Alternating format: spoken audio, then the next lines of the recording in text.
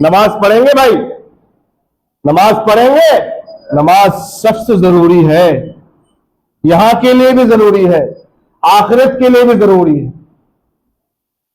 اللہ تعالیٰ نے اپنے قرآن کے اندر دوسری جگہ فرمایا وَأْمُرْ أَهْلَكَ بِالصَّلَاةِ وَاسْتَبِرْ عَلَيْهَا،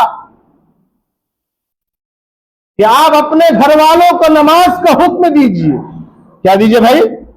اپنے گھر والوں کو نماز کا حکم دیجئے اور خود بھی نماز پڑھیے. ایسا نہیں ہے کہ آپ ولی ہیں، باپ ہیں، آپ گھر کے مالک ہیں، بڑے ہیں، آپ تو نماز پڑھنے کے لیے بچے کو ڈنڈے لے کر بھگا دیے مسجد میں، لیکن بندہ ناچیز مسجد نہیں گیا، وہ بستر پر سو رہا ہے. بچہ باپ کے ڈر سے نماز پڑھنے چلا گیا، لیکن باپ بستر نہیں چھوڑا، باپ گھر کے اندر سو ہی رہا ہے. تو اللہ نے فرمایا وَأْمُرْ أَهْلَكَ بِالصَّلَاةِ وَاسْتَبِرْ عَلَيْهَا، کہ آپ اپنے گھر والوں کو نماز کا حکم کیجئے اور اپنا بھی خود نماز پڑھیے. یہ نہیں کہ آپ سردار ہیں، آپ کہہ دیے میں مولوی صاحب ہوں، مفتی صاحب ہوں، میں کہہ دیا چلو نماز پڑھنے، میں خود نہیں پڑھ رہا ہوں. میں قاری صاحب ہوں، میں خود نماز نہیں پڑھتا ہوں اور دوسروں کو حکم کر رہا ہوں. میں جماعتی ہوں یا میں متقی پرہیزگار ہوں، میں ہر چیز ہوں، لیکن میں لوگوں کو حکم دیتا ہوں، لیکن میں نماز نہیں پڑھتا. تو میرے بھائیو دوستو بزرگوں، اللہ نے قرآن کے اندر دونوں انسان کا ذکر فرمایا کہ آپ نماز بنیے، نمازی بنیے، آپ خود بھی نماز پڑھیے اور دوسروں کو بھی حکم کیجیے، اپنے گھر والوں کو بھی تلقین کیجیے، نماز کے بارے میں بولیے، تنبیہ کیجیے. آپ نے سنا ہوگا، قاعدہ معلوم ہے، جب بچہ بالغ ہو جاتا ہے، 10 سال کی عمر ہوتا ہے، بالغ سے پہلے ہی کہتا ہے آپ اس کا بستر الگ کر دیجئے. سوتا ہے جو بچہ اپنے ساتھ، 10 سال کی عمر جب پہنچ جاتی ہے اپنا بستر الگ کیجئے.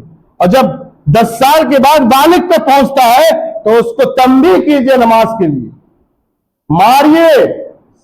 کیا فرمایا حدیث کے اندر؟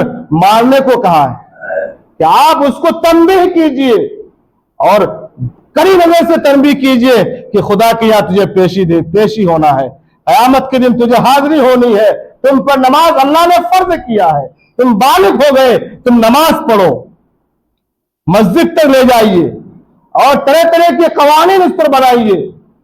اگر تم نماز نہیں پڑھو گے تو صبح کا ناشتہ تجھے نہیں ملے گا، اگر تم نماز نہیں پڑھو گے تو تجھے دوپہر کا کھانا نہیں ملے گا، اگر تم نماز نہیں پڑھو گے تجھے اچھے کپڑا نہیں دیا جائے گا، اگر تم نماز نہیں پڑھو گے تجھے اچھے سامان نہیں دیے جائیں گے. اس طریقے سے ہم جب قوانین بنائیں گے، ہم مسلمان اپنے بچوں پر نگہبانی کریں گے، نگرانی کریں گے، تو میرے بھائیو دوستو بزرگوں، ایک دن وہ بچہ آئے گا، ایک دن وہ بچہ حافظ قرآن عالم دین بن کر آئے گا اور تمام عالم میں یہ ڈنکے کی چوٹ میں کہے گا کہ نماز کے لیے اللہ کے سامنے کھڑے ہو جاؤ اور نماز پڑھو. اللہ کا بڑا برگزیدہ انسان کہلائے گا.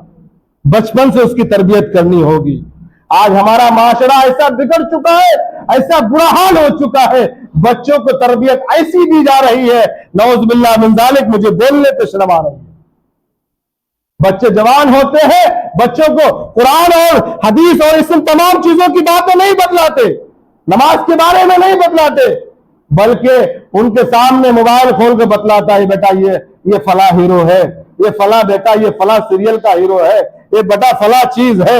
ہائے ایسے مسلمان پر شرم آنی چاہیے کہ جو اپنے نبی کے اعمال کو چھوڑ کر، نبی کی زندگی کو چھوڑ کر، خدا کے محبت کو چھوڑ کر وہ غیروں کی محبت پہ چلا گیا، غیروں کے بارے میں بچوں کو تربیت دے رہا ہے.